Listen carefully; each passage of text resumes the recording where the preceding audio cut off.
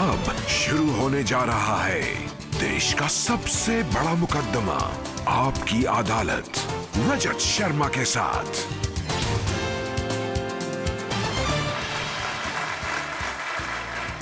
नमस्कार, आपकी अदालत में आपका स्वागत है।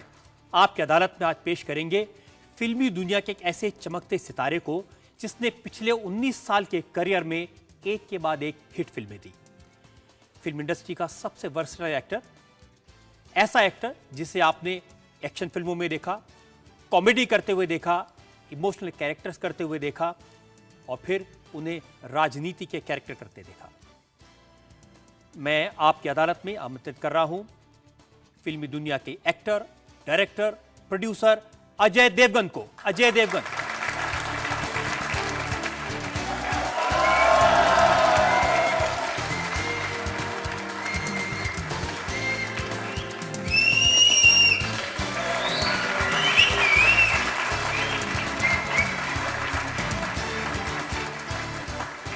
मुकदमा शुरू करें, इल्जामात और सवालात का सिलसिला शुरू करें, इससे पहले आज के जज अंशुल चतुर्वेदी की इजाजत चाहेंगे आज की कार्रवाई शुरू करने के लिए। शुरू करिए। और इससे पहले कि इल्जाम लगे पहला अजय देवगन पर, उनसे सफाई मांगे उनके कारनामों के बारे में, एक नजर डालेंगे उस बैकग्राउंड पर, पृष्ठभूमि पर जिसमें आज का यह मुकदमा चला जा रहा है, फिल्म स्टार अजय देवगन पर।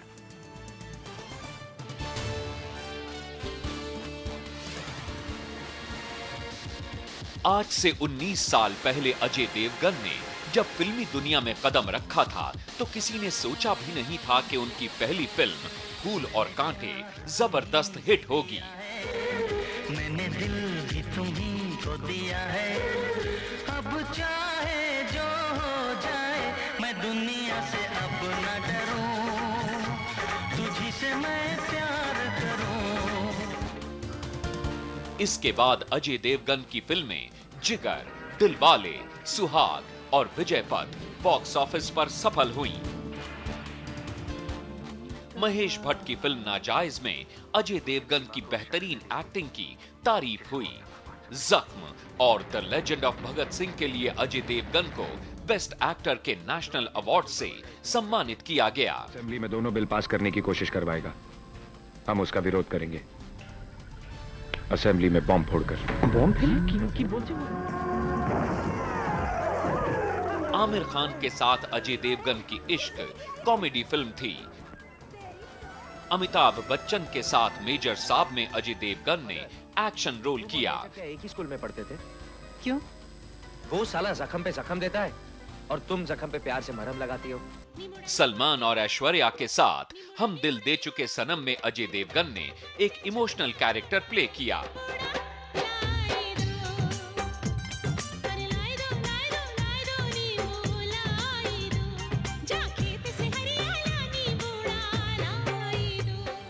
पिछले 2-3 वर्षों में ऑल द बेस्ट में अजय देवगन का कॉमिक रोल, लंदन ड्रीम्स में विलन की भूमिका और राजनीति में पॉलिटिशियन के कैरेक्टर रोल को लेकर अजय देवगन चर्चा में रहे।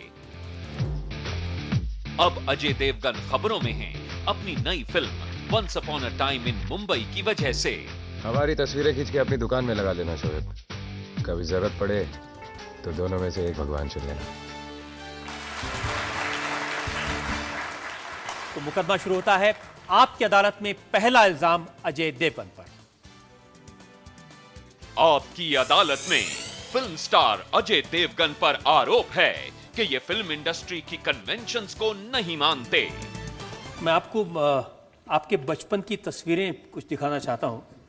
ऐसी तस्वीर जिसमें आपने एक लेपर्ड को गोद में लिया हुआ है और उससे ही पता चलता है कि ये दो तस्वीरें हैं आपकी, एक बचपन की, एक ये तस्वीर है और एक ये तस्वीर है। दोनों में लगता है कि एंग्री यंग मैन है। Angry young kid. हाँ, एंग्री यंग किड है। नहीं, इसमें मैं हंस रहा हूँ। देखिए, इसमें मैं स्माइल दे रहा हूँ। स्माइल दे रहा है, लेकिन आपने उठाया हुआ किसको है गोद में? ये तो देखिए, उठाया हुआ है।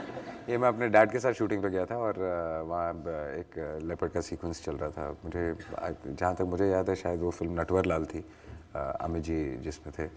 तो वहाँ पे छोटे छोटे लेपर्ड्स भी थे। तो ये तो हम कह सकते हैं कि बचपन से ही डरना नहीं है, ये आपके कैरेक्टर में था। अगर नहीं भी था पता नहीं मुझे, लेकिन अगर नहीं भी था तो आई थिंक ये मेरे डैड ने मुझे सिखाया है कि डरने का कभी कोई फ़ायदा नहीं होता। तो डरने से अच्छा है कि फेस करना सीखो, और शायद वही आज मेरे काम आ रहा है या ज़िंदगी भर मेरे काम आया। महेश भट्ट साहब का एक आर्टिकल पढ़ रहा था, उन्होंने लिखा कि जब आप फिल्म इंडस्ट्री में आए थे, आपने कदम भी नहीं रखा था, उससे पहले जो ट्रेड के पंडित हैं उन्होंने आपको राइट ऑफ कर दिया था। उन्होंने कहा था कि ऐसी शक्ल वाला हीरो कैसे बनेगा। ये मुझे भी बताया था उन्होंने, और ऐसी लोग बातें करते थे तब, बट अब जो हो गया वो हो गया। पंडित गलत हो गए। अजय देवगन सही साबित हुए। मैं सही साबित हुआ या you know it's luck, what I don't no, but जो भी है वो तो गलत हो गए। क्योंकि उस समय उन्होंने कोट किया, यश जौहर ने कहा था कि ये कैसे हीरो बनेगा। नसीरुद्दीन शाह को बाद में कहना पड़ा कि मेरी से गलती हो गई इस लड़के को असेस करने में। मैंने भी सुनी ये बातें जो आप कह रहे हैं, बट मेरे सामने लोग बहुत पॉजिटिव थे। अच्छा, कुछ ऐसे भी लोग थे जो जो जो जो बहुत ही ज़्यादा पॉजिटिव थे, और जिनको ऐसे लग रहा था कि I was doing the right thing. तो I don't know what to say about them also. Anil Kapoor का किस्सा मैंने सुना कि जब वो फूल और कांटे रिलीज हुई थी तो प्रीमियर पर आने वाले बड़े स्टार्स में वो अकेले थे, और उन्होंने आपसे कहा था कि उनकी फिल्म उस समय रिलीज हो रही थी लम्हे। उन्होंने कहा था ये गलती कर रहे हो कि इतनी बड़ी लम्हे के साथ ये फिल्म रिलीज हो रही है। एक्चुअली उन्होंने ये कहा था, और उन्होंने अपनी तरफ से, because since I was a kid मैं अनिल जी को जानता था, तो उन्होंने एक्चुअली आके मुझे बोला कि आप न्यू बॉय, न्यू गर्ल, नया प्रोड्यूसर, नया डायरेक्टर, लम्हे इतनी बड़ी पिक्चर है तो तुम इसके सामने मत आओ। उनकी तरफ से एक अच्छा एक जेस्चर था। फिर उन्होंने ही मुझे, जब वो 1-1.5 साल बाद मुझे मिले तो बोले यार ये तो उल्टा पड़ गया यार, मैं तुझे बता रहा था। So it was very positive thing, मतलब कि एक अच्छी सलाह दे रहे थे, और जब उल्टा हो गया तो खुद ही आके मुझे बोला यार मैं तुझे सलाह दे रहा था, उल्टा हो गया। हाँ, क्योंकि लम्हे फ्लॉप हो गई और फूल और कांटे बहुत सुपरहिट हुई थी। जी। आपको जब पहली फिल्म में आप उतरे थे, और मुझे ध्यान है कि उस समय 2 मोटरसाइकिल पर खड़े होकर एक स्टंट सीन करते हुए आपकी एंट्री हुई थी। आपको उम्मीद थी कि ये फिल्म हिट होगी, आप बड़े स्टार बन जाएंगे? मैं इतना श्योर था नहीं, क्योंकि मुझे लग रहा था, मुझे पता नहीं था कि ये फिल्म इतनी बड़ी हिट होगी। ये ज़रूर पता था कि फ़िल्म ठीक बन रही है, फ़िल्म अच्छी बन रही है, और फिल्म में जो एक्शन भी है और म्यूज़िक भी है वो बहुत बहुत अच्छा है। तो लेकिन ऑडियंस का ये रिएक्शन आएगा, मुझे लगता है कोई भी नहीं सोच सकता कि इतना कि ये आदमी मेहनत करता है उसी चीज़ के लिए करता है, बट सिर्फ होप कर सकता है, और मैं भी ये होप ही कर रहा था। और मैं बहुत लकी रहा हूँ, ये जो फिल्म है मुझे बहुत आसानी से मिल गई। मैं मेरे दोस्त थे, मैं कॉलेज जाया करता था, it was a happy life. मैं असिस्ट करता था, I was an assistant director also. तो एक दिन कुकू जी मेरे पास आए और उन्होंने कहा, my father always wanted me to be an actor. मैं थोड़ा कन्फ्यूज था इधर उधर, I was more happy on the other side. तो एक दिन कुकू जी आए और कहा कि तू मेरे लिए फ़िल्म कर रहा है। He was very close to my father, और मैंने उनको कहा यार it's too early, I am only 19, अगर करना भी है तो 1-2 साल। नहीं तो करा, and with in 1 month I started shooting. तो मैं लकी इसलिए कह रहा हूँ क्योंकि बिना कोई मेहनत किए, बिना वरना I have seen people moving around with their portfolios, और बेचारे इतनी मेहनत करते हैं, लेकिन उस किस्म की मेहनत मुझे नहीं करनी पड़ी और मेरी फिल्म शुरू हो गई। तो पिक्चर करते वक्त भी जो अप्रोच था मेरा कि ये चल गई तो अच्छा है, नहीं चली तो मैं अपना पोर्टफोलियो लेके नहीं घूमूंगा, फिर मैं जो कर रहा था उसमें वापस चला जाऊँगा। जब एक्शन हीरो के तौर पर फिल्में चल रही थी तो उस समय आपने फैसला किया कि नहीं, अब एक्शन नहीं करना है और मुझे साबित करना है कि मैं। उस समय इतनी ज़्यादा सोच भी नहीं थी कि कुछ और साबित करना है या कुछ। हम सब जो काम करते थे, मुझे लगता है उस वक्त आप बिलीव नहीं करेंगे कि हम जितनी फिल्में करते थे एक वक्त पर, तो प्रोड्यूसर्स एसोसिएशन को एक पाबंदी लगानी पड़ी कि ये एक्टर्स यार बहुत ज़्यादा फिल्में करते हैं, बहुत ज़्यादा, तो पिक्चरें कंप्लीट होने को टाइम लगता है। तो एक पाबंदी लगाई जाए कि एक्स अमाउंट ऑफ फिल्म ये कर पाएंगे साल में, मतलब जब तक इतने नंबर की फिल्में ख़त्म नहीं होंगी आप नई शुरू नहीं कर सकते। एक्चुअली सबका अप्रोच यही था, सब बहुत ज़्यादा काम करते थे, और उस वक्त फिल्में भी ऐसे बन रही थी कि चलो एक्शन के 4 सीक्वेंसेस डाल दो, ये डाल दो। ग्रेजुअली थिंग्स स्टार्टेड चेंजिंग, और चीज़ें तभी चेंज होती है जब ऑडियंस चेंज होती है तब। आपके बारे में जब मैं रिसर्च कर रहा था तो मुझे ये पढ़ने को मिला कि जब आपकी एक्शन फिल्में चल रही थी तो आप कॉमेडी करने लगे। नहीं, कॉमेडी तो मैंने बहुत बाद में की। और जब कॉमेडी चलने लगी तो आप इमोशनल रोल करने लगे। आई थिंक उसी का मज़ा है कि आप एक जॉनर से दूसरे जॉनर में जा सकें और फिर वापस उस जॉनर में आए। लेकिन जब एक्शन फिल्में चल रही थी और मैंने कॉमेडी करनी शुरू की तो एक्शन फिल्में छोड़ी नहीं। तो मैं चाह रहा था कि मैं अपने आप को एक अच्छी तरह बैलेंस कर पाऊँ कि मैं खुद अपने काम से बोर नहीं हो जाऊँ। मुझे हर बार कम से कम मैं रीडिफाइन, एक सेट से दूसरे सेट पे जब जाऊँ तो मुझे ऐसे लगना चाहिए कि यार मैं कुछ नया काम कर रहा हूँ। एक जब आप नया कर, जैसे जख्म किया आपने या शहीद भगत सिंह पर आपने फिल्म की लेजेंड ऑफ भगत सिंह, ये दोनों फिल्मों के लिए बहुत तारीफ मिली, आपको नेशनल अवार्ड मिला, एक्टर के तौर पर साबित हुए, लेकिन बॉक्स ऑफिस पर नहीं चली ये फिल्में। जी। तो आप अच्छी फिल्म करेंगे तो पिट जाएगी। जख्म एक हिसाब से चली, और जिस किस्म की वो फिल्म थी और जिस ऑडियंस को टारगेट कर रही थी उस ऑडियंस के लिए वो पिक्चर ने बहुत अच्छा बिजनेस किया। लेजेंड ऑफ भगत सिंह की एक ट्रेजेडी थी, मुझे लगता है कि वो सबसे अच्छी फिल्म थी, और आज भी लोग आके बोलते हैं कि you know it was one of the best films ever made. But उस वक्त 5 भगत सिंह रिलीज़ हो रही थी, और आप मेरी बात मानिए, मुझे खुद लगता है कि हम, इंक्लूडिंग माई सेल्फ, हम सब एक बफून हो गए थे कि यार एक कंपटीशन में लगे हुए हैं कि फ़िल्म कंप्लीट करके रिलीज़ करनी है। तो उसमें कहीं ऑडियंस भी पुट ऑफ हो गई, उसमें जो ख़राब थी उन्होंने अच्छी को भी चलने नहीं दिया और वो पूरा मैस हो गया। आपको लगता है वो फिल्म अगर अकेले वक्त पर आती तो शायद? मुझे लगता है, और आज भी लोग वो फिल्म बार बार देखते हैं और डीवीडी पे देखते हैं, और जो भी देखता है वो फिल्म बोलता है कि this is one of the best films ever made. तो फिर कोई ऐसा रीज़न है नहीं कि अगर वो अकेले आती तो नहीं चलती। लेकिन ये आपके मन में कहीं था कि ये जो ठप्पा लगा है एक्शन हीरो का, इसको मैं हटा दूं तो दिल दे चुके सनम जैसी फिल्म की, जिसमें अगेन मैं कहूँगा कि मैं बहुत ज़्यादा लकी रहा हूँ इस मामले में कि जैसा आपने कहा कि जब ये चल रही है तो आपने दूसरा किया। मुझे सही समय पे सही डायरेक्टर्स के साथ और सही स्क्रिप्ट्स और सही कैरेक्टर्स मिलते गए, तो उस चक्कर में मेरा वो जो रेपिटेटिव होना है वो नहीं हुआ। तो मुझे आज एक इतना बड़ा लीवे मिल चुका है कि आज जिस किस्म की, जिस जॉनर की फिल्म मैं करना चाहूँ कम से कम बुक कर सकता हूँ। लेकिन विलन बन जाएंगे आप, खलनायक? आज के ज़माने में I think character, we are playing characters, we all heroes and we, but I think everybody, सब जितने भी लोग हैं सब कैरेक्टर, अगर कैरेक्टर बहुत इंटरेस्टिंग है और कैरेक्टर, जैसे मैंने खाकी किया, Khakee was a negative role, out and out negative role, but Khakee में अप्रिसिएशन बहुत मिली साथ में। तो मुझे नहीं लगता कि ऑडियंसेस को ये लगा कि ये पॉजिटिव है या नेगेटिव। ऑडियंसेस को लगेगा कि ये आदमी कल तो शहीद भगत सिंह का रोल कर रहा था और आज हाजी मस्तान का रोल कर रहा है। इसी का तो मज़ा है, इसी का तो मज़ा है, इसी का तो मज़ा है। अगर आप एक ही चीज़ करते रहें और सिर्फ अगर आप भगत सिंह ही करते रहें तो फिर आप कितनी बार कर पाएंगे। चलिए हम ऑडियंस से पूछते हैं उनके क्या रिएक्शंस होते हैं आपकी ऐसी फिल्मों को लेकर के। जी आप यहाँ सेकंड रो में। हाँ, मेरा प्रश्न ये है कि भगत सिंह फिल्म आपकी थोड़ी कम चली, बहुत अच्छी फिल्म, बेहतरीन फिल्म थी, बेहतरीन आपकी अदाकारी थी, कम चली अनफॉर्चुनेटली। लेकिन क्या आप इतिहास के पन्नों में से और किसी फिल्म और किसी ऐसे कैरेक्टर पे आप पोर्ट्रे करना चाहेंगे या आप निराश हो चुके हैं? नहीं, बिल्कुल निराश नहीं हुआ। अगर ऐसा कोई और कैरेक्टर और कोई ऐसा डायरेक्टर ऐसी फिल्म बना रहा होगा जिस पे मुझे पूरा भरोसा होगा, और कोई ऐसा कैरेक्टर होगा जो हमको सबको ऐसे लगे करना चाहिए, तो मैं ज़रूर करूँगा। जय जी, ये बताइए आपके भविष्य में जो फिल्म करेंगे आप पे, तो उसमें किस तरह का रोल होगा आपका?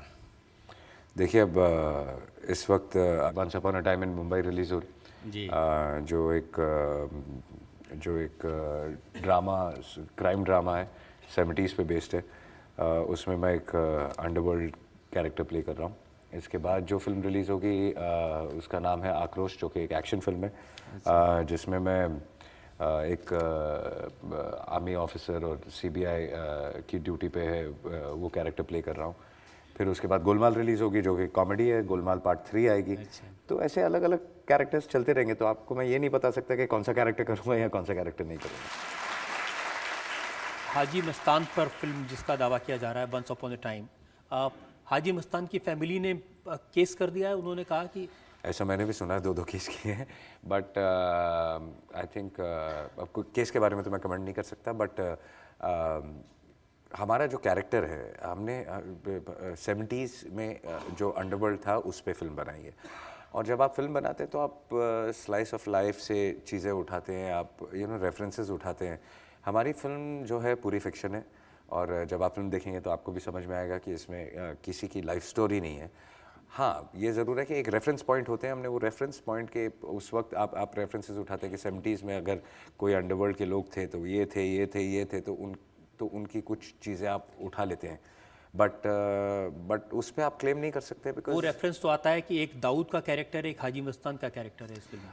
आई थिंक लोगों ने ज़्यादा इसको बढ़ा दिया है कि एक दाऊद का कैरेक्टर है, एक हाजी मस्तान का। रेफरेंस पॉइंट ज़रूर है, बट ना उनकी कहानी है, और कहानी जो पूरी है वो पूरी फिक्शन है। तो अभी तक आपको भाई का फ़ोन नहीं आया ये रोकने के लिए? जी बिल्कुल नहीं, बिल्कुल नहीं आया, कंपनी में भी नहीं आया था। अजय, इल्ज़ामात बहुत सारे हैं, अभी तो शुरुआत हुई है, धीरे धीरे हीट बढ़ेगी। हम एक ब्रेक पे रुकेंगे और ब्रेक के बाद आपकी अदालत में अजय देवगन पर जनता के मुकदमे का एक और दौर। अजय देवगन की आंखों में ऐसा सम्मोहन है जो पत्थर को भी सम्मोहित कर सकता है। उन आंखों ने हर उस हीरोइन को सम्मोहित कर लिया जिसके साथ आपने काम किया। काश आप जो कह रहे हैं वो सही होता।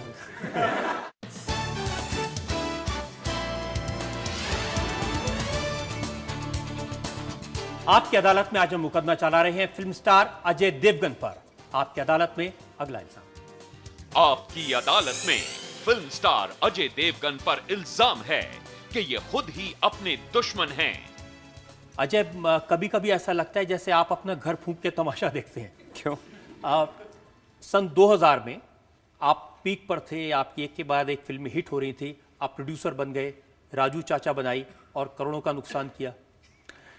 आई थिंक हर इंसान अपनी लाइफ में कुछ ना कुछ नुकसान करता ही है, और राजू चाचा ही एक ऐसी फिल्म है जिसमें मैंने लाइफ में नुकसान किया, और उससे मैं सीखा भी बहुत कुछ कि फिल्म अच्छी थी, फिल्म चली भी, बट जो बजट थे वो इतने ज़्यादा थे कि वो कवर नहीं कर पाई। तो that was the only film and I have learned out of my mistake. Mahesh Bhatt साहब ने कहा कि अजय देवगन को उस फिल्म के कर्जे चुकाने के लिए अपनी बोली लगवानी पड़ी। मुझे अच्छा नहीं लगता कि अगर मुझ पे कोई कर्जा हो तो सबसे पहले मैंने एक ही काम किया कि अब बहुत ज़्यादा काम करके और जितना जल्दी हो सके सबके कर्जे निकाल दिए। और फिर कसम खाई कि अब मैं प्रोड्यूसर नहीं बनूंगा। नहीं, ऐसा नहीं है। उसके बाद मैंने 2-3 फिल्में और बनाई और सब में I have earned money and films have done well. लेकिन इतनी कम उम्र में आप प्रोड्यूसर बन जाएं, डायरेक्टर बन जाएं, एक्टर तो आप थे ही। कम उम्र मतलब 41 ज़्यादा है।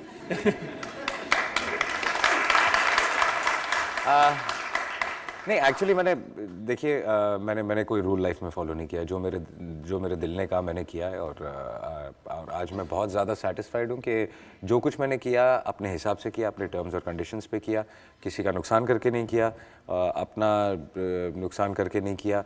तो I am very happy where I am, what I am, because that's on my terms and conditions. ये तो बात सही है कि आप जो फिल्म इंडस्ट्री के कोई रूल्स हैं उनको नहीं मानते हैं। आप किसी अवार्ड फंक्शन में नहीं जाते हैं, आप अवार्ड्स को पसंद नहीं करते हैं। ऐसा नहीं है कि पसंद नहीं करता हूँ, मुझे लगता है, लेकिन कई अवार्ड्स ऐसे हैं ज़्यादातर जो मुझे लगता है कि बहुत ज़्यादा सही नहीं है, और जो चीज़ मुझे सही नहीं लगती फिर मैं उनमें जाता नहीं। नेशनल अवार्ड्स लेने तो गए थे आप? ऑनेस्टली बताऊँ आपको, मैं फर्स्ट नेशनल अवार्ड लेने के लिए नहीं पहुँच पाया था, और इसमें मेरी गलती बिल्कुल नहीं थी, क्योंकि उस वक्त मैं ऊटी में शूटिंग कर रहा था और एक ही फ़्लाइट जाती थी जो दिल्ली आती थी, और वो फ़्लाइट उस दिन कैंसिल हो गई।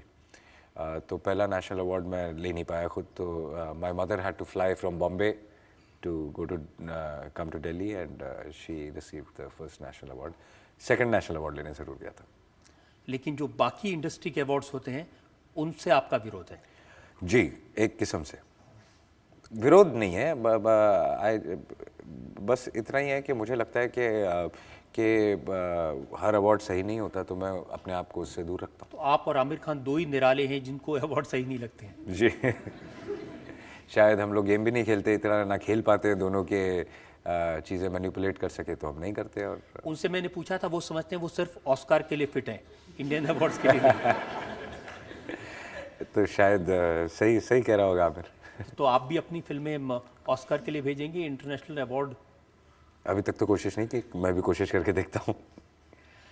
और दूसरा, जितने भी स्टार्स हैं ये स्टेज शोज में जाते हैं, नाचते हैं पब्लिक के सामने, ये हमने आपको कभी नहीं देखा?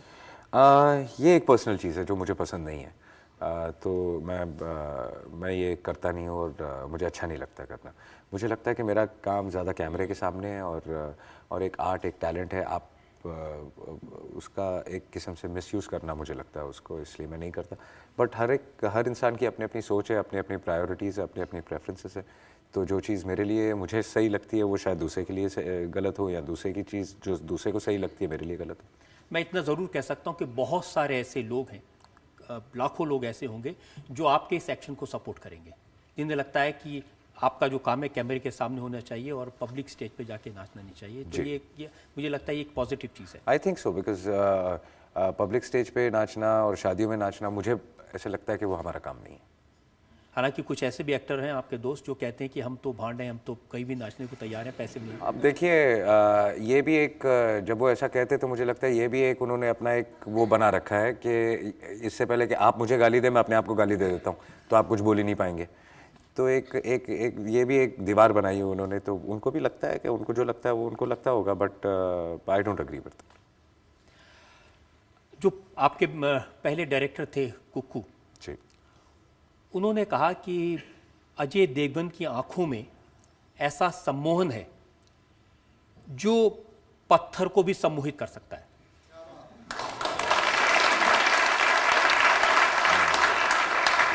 आई थिंक ये बहुत बड़ा और खूबसूरत कॉम्प्लीमेंट है और I am very thankful to him for making Phool Aur Kaante. आज उस फिल्म से शुरू किया था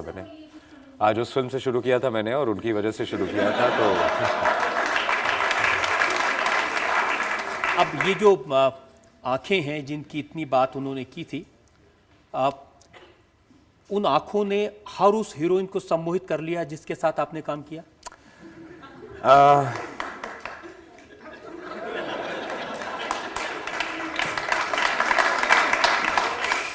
काश आप जो कह रहे हैं वो सही होता,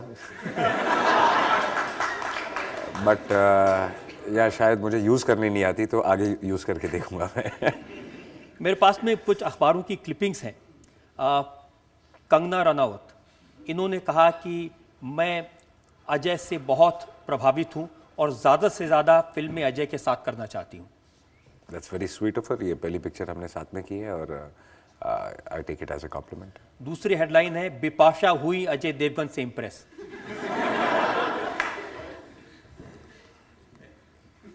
सर ये सब हेडलाइंस है, किस तीसरी हेडलाइन है, अजय देवगन से मेरी केमिस्ट्री सबसे अच्छी है, करीना कपूर। और चौथी, अजय सबसे हंसमुख इंसान है, कोकणा सेन। आई थिंक कॉम्प्लीमेंट्स तो सभी को अच्छे लगते हैं। Thank you. इनको भी आप शायद थैंक यू कहना चाहें। सबसे ज्यादा शरारती हैं अजय देवगन, आसिन। देखिए, थोड़ी बहुत मस्ती तो करनी पड़ती है, वरना आप एक फिल्म की शूटिंग पे जाते हैं, 70-80 दिन एक 100-150 लोगों के साथ आप बिताते हैं अपनी फैमिली के बिना। तो अगर आप सिर्फ कंटिन्यूसली काम करते रहेंगे, हंसी मजाक नहीं करेंगे, एक रापो नहीं बनता। और अगर if you make everybody comfortable, I think एक बॉन्डिंग हो जाती है, एक फैमिली की तरह सब हो जाते हैं, और काम 70-80 दिन कब निकल जाते हैं पता नहीं चलता, और काम भी अच्छा होता है। मैंने सुना कि इस एक शूटिंग के दौरान आपने करीना कपूर को बता दिया कि उनके कमरे में एक भटकती आत्मा है। नहीं, ऐसा एग्जैक्टली नहीं हुआ था, बट वो छोटी मोटी चीज़ें तो लगी रहती हैं, सभी करते रहते हैं यूनिट में, सभी एक दूसरे को डराते रहते हैं, मस्ती करते रहते हैं।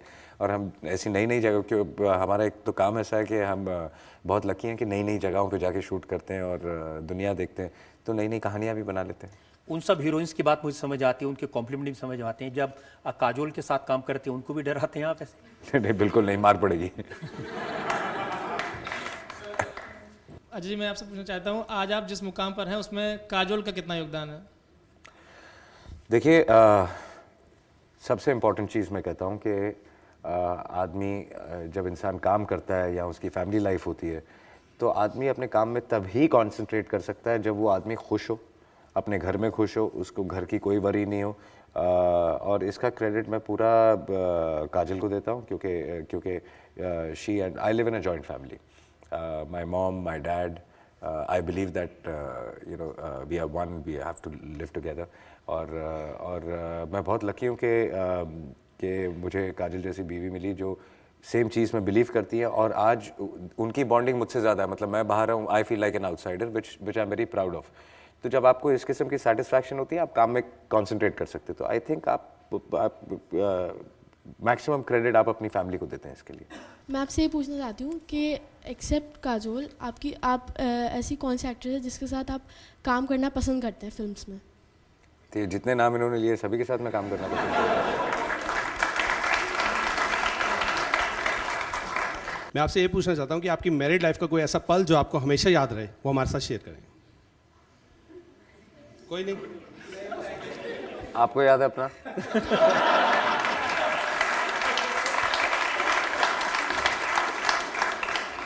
आप कह रहे थे कि आंखों के सम्मोहन को यूज करेंगे, लेकिन इस सम्मोहन को यूज करके ही तो काजोल का मन जीता होगा। अब वो पता नहीं कैसे हुआ, बट ऐसे कोई इंटेंशन नहीं थी कि यूज़ करने की। यूज़ करना तो सीख लूँ मैं, क्योंकि कम से कम जब यूज़ करना हो तो यूज़ कर सके आदमी। अब एक और ब्रेक के रुकेंगे, और ब्रेक के बाद आपकी अदालत में अजय देवगन पर जनता के मुकदमे का आएगा।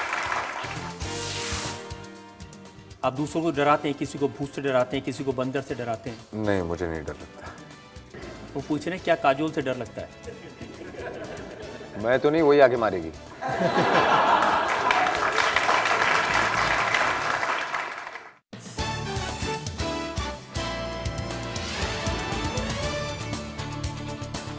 आपकी अदालत में आज हम मुकदमा चला रहे हैं फिल्म स्टार अजय देवगन पर।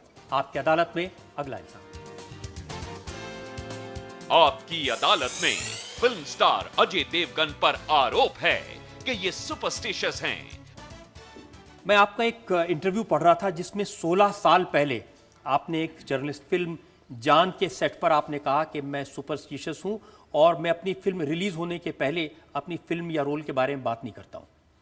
नहीं, ऐसा कभी नहीं किया होगा मैंने। आई थिंक वो कहीं गलत इन्फॉर्मेशन छपा होगा। इतना बड़ा इंटरव्यू उन्होंने छापा है और जिसमें उसने पूरा डिटेल में लिखा कि कैसे आपने कहा। पता नहीं, और 16 साल पहले तो मुझे याद भी नहीं, but no, I am not really superstitious. मैं बिल्कुल। लेकिन ये सच है कि आपको इन चीज़ों में यकीन है कि? जी नहीं, मैं अपने फिल्मों के बारे में हमेशा बात करता था और अब भी करता हूँ जितनी करता हूँ। तो आपने अपना नाम क्यों बदला? आपका नाम तो विशाल था। विशाल नाम बदला, उसके पीछे ऐसा कोई रीज़न नहीं था। कोई उस वक्त जब फूल और कांटे रिलीज़ हो रही थी तो 3 विशाल लॉन्च हुए थे, 3 लड़के थे। तो this was my dad's decision कि यार you should change your name, क्योंकि बहुत कन्फ्यूजन होता है। तो नाम मैंने चुना अपना, बट ना किसी से पूछ के, ना ऐसा कुछ। इसका किस्मत से या ज्योतिष से कोई लेना देना नहीं? इसका बिल्कुल नहीं। और अभी हाल ही में आपने देवगन की स्पेलिंग में से इसका हटा दिया। इसका my mother wanted me to do that, because वो काफ़ी टाइम से बोल रही थी, वो पिछले काफ़ी सालों से बोल रही थी, और मुझे बहुत ऑकवर्ड लग रहा था कि यार ये करूँगा तो फिर आप सवाल पूछेंगे। तो बट इवेंचुअली फिर I give in, I said okay, no. लेकिन कुछ फ़ायदा हुआ ये नाम बदलने? मुझे पता नहीं, मुझे रियली पता नहीं। और ये भी मैंने पढ़ा कि एक फिल्म थी आपकी, उसका नाम आपने बदल दिया। मैं, तुम और हम था, उसका नाम बदल के आपने यू, मी एंड हम नहीं, किया। वो शुरू से यू, मी और हम था। वो गलत इन्फॉर्मेशन छपा था कि मैं, तुम और हम, बट हमारी तरफ से शुरू से यू, मी और हम था। तो आपके पास ऐसा कोई ज्योतिषी नहीं है जो आपकी फिल्मों के नाम और आपके नाम तय करता है? जी नहीं, बिल्कुल नहीं। आई थिंक मुझे लगता है हर प्रोड्यूसर के पास कोई ना कोई ज्योतिषी होता है, तो हमको ढूंढने की ज़रूरत नहीं होती, वो अपना खुद ही ढूंढ के रख लेते हैं। एकता कपूर के बारे में सुनते हैं कि वो हमेशा किसी से पूछ के अपने शोज़ के नाम रखती हैं। ऐसा होता होगा, बट मैंने कभी एकता से पूछा नहीं कि once upon a time in Mumbai का से शुरू होता है। हाँ, लोगों का सुपरस्टिशन होता है और कई लोग चीज़ें मानते हैं और कई लोगों के साथ वर्क भी करती है, बिकॉज आई थिंक मुझे लगता है आप अपने सुपरस्टिशन को अपनी पावर खुद देते हैं, तो I think it works for some people. मैं आपसे ये पूछना चाहती हूँ, आपके माउंट्स जब आप ऐसे हाथ हिला रहे थे तो मैंने देखा था आपके हाथ के माउंट्स बहुत अच्छे हैं। तो मैं ये पूछना चाहती हूँ, अभी आप एस्ट्रोलॉजी के ऊपर, इन सब चीज़ों के ऊपर कहते थे बिलीव नहीं करते, तो आप डेस्टिनी के ऊपर कितना बिलीव करते हैं? नहीं, मैंने ये नहीं कहा कि मैं एस्ट्रोलॉजी पे बिल्कुल बिलीव नहीं करता हूँ। मेरी पूरी फैमिली बिलीव करती है। आई am not superstitious, so that's the difference. ऐसी कोई चीज़ है जिससे आपको डर लगता हो? आप दूसरों को डराते हैं, किसी को भूत से डराते हैं, किसी को बंदर से डराते हैं? नहीं, मुझे नहीं डर लगता। वो पूछ रहे हैं क्या काजोल से डर लगता है? मैं तो नहीं, वही आके मारेगी।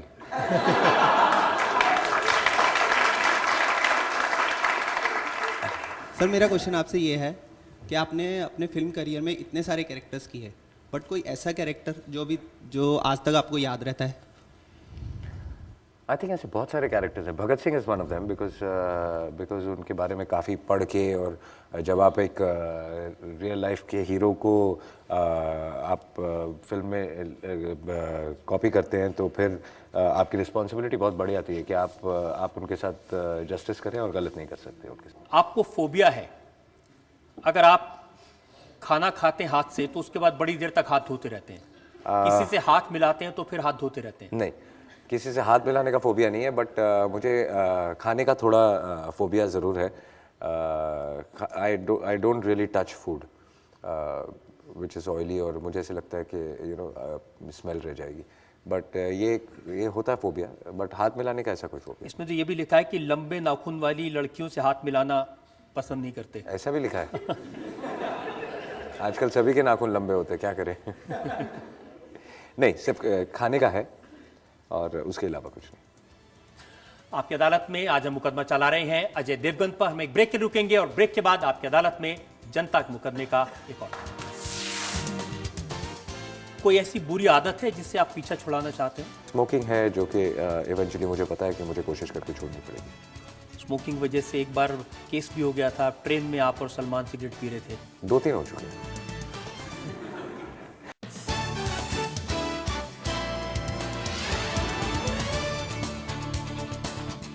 आपकी अदालत में आज हम मुकदमा चला रहे हैं फिल्म स्टार अजय देवगन पर। आपकी अदालत में अगला इल्जाम। आपकी अदालत में फिल्म स्टार अजय देवगन पर इल्जाम है कि ये अब सेक्स सिंबल बनना चाहते हैं।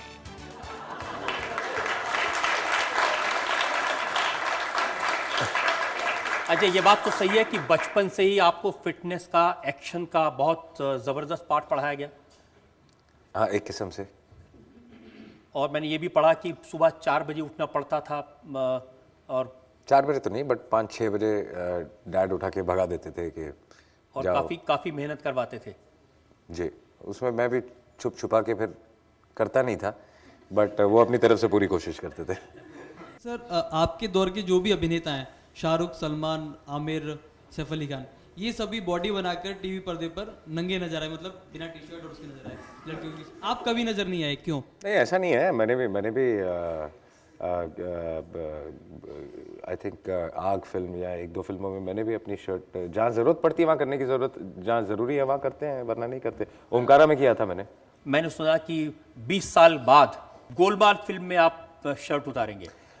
शर्ट बिल्कुल उतारी नहीं है, बट आई थिंक बटन खुलने हैं, ऐसा कुछ है। तो ये तस्वीर में तो शर्ट है ही नहीं था।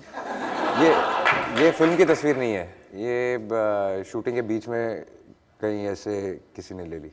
लेकिन ये जो शर्ट उतरी हुई दिखाई दे रही है, किसका असर है? शाहरुख ने शर्ट उतारी, सलमान ने शर्ट उतारते ही रहते हैं। नहीं, बट 5 साल पहले मैंने भी तो कहा कि मैंने भी उतारी थी ओमकारा में। तो उसको कितने 5 साल हो गए? आई थिंक हो गए होंगे 5 साल।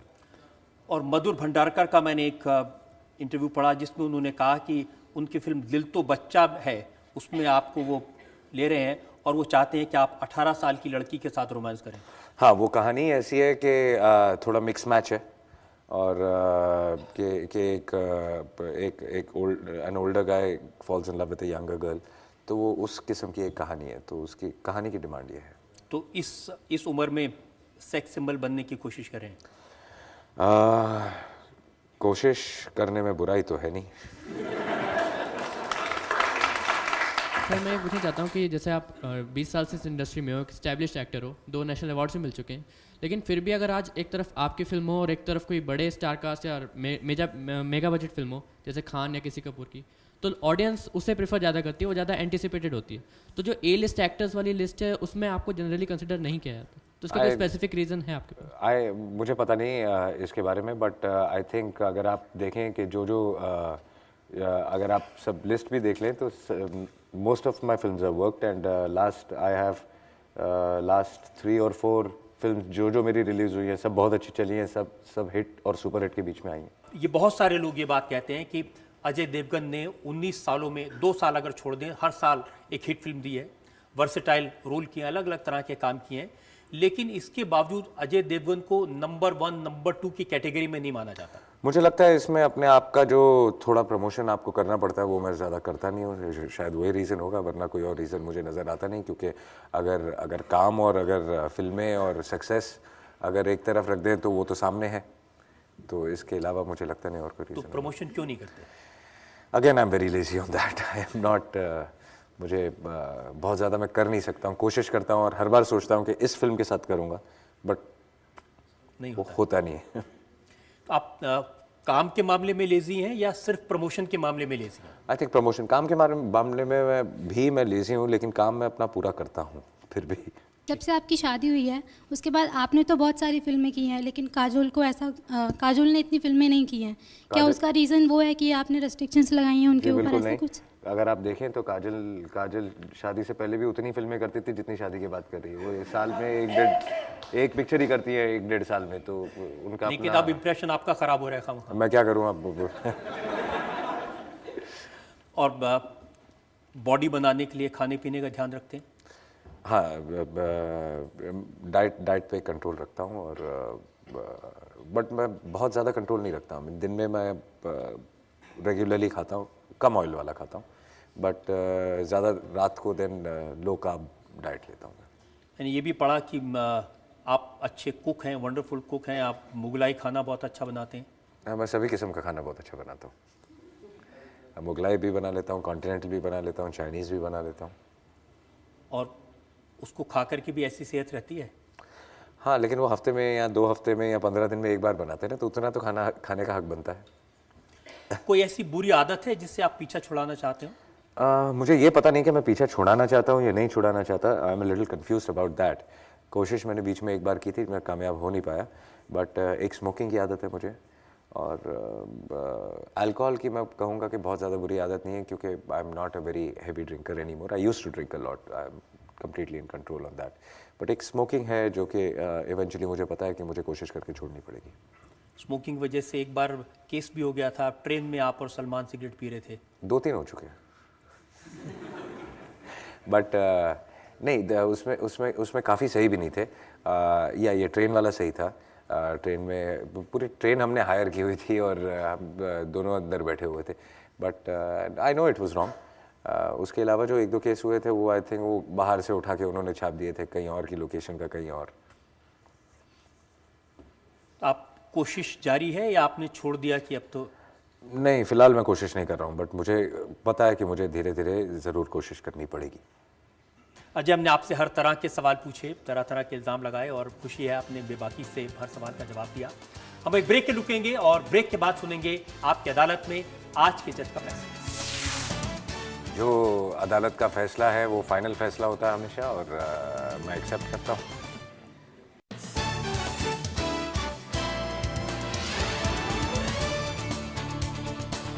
Welcome back. आपकी अदालत में आज हमने जनता की तरफ से मुकदमा चलाया अजय देवगन पर। अजय देवगन से हमने पूछा उनकी एक्टिंग के बारे में, उनके बदलते रोल्स के बारे में। हमने उनसे पूछा प्रोड्यूसर के तौर पर, डायरेक्टर के तौर पर उनके अनुभव के बारे में, और बहुत सारे सवाल उनकी पर्सनल लाइफ के बारे में पूछे गए। अब वक्त है आपकी अदालत में आज के जज अंशुल चतुर्वेदी के फैसले का। जी, आज के डिस्कोर्स के बाद मेरे ख्याल से 3 कोर पॉइंट्स आते हैं जो अजय ने बातचीत करी उसको देखते हुए। पहली बात कि इनमें हिम्मत है एक्सेप्ट करने की कि जो इन्हें आसानी से मिला। बहुत कम लोग हैं बॉलीवुड में जो बोलते हैं कि मुझे ब्रेक आराम से मिल गई, और हमने 2 बातें बोली, that you got in easily, and ये बोल रहे हैं कि इसमें क्रेडिट जाता है मेरी सिचुएशन का, मुझे ब्रेक आसानी से मिली।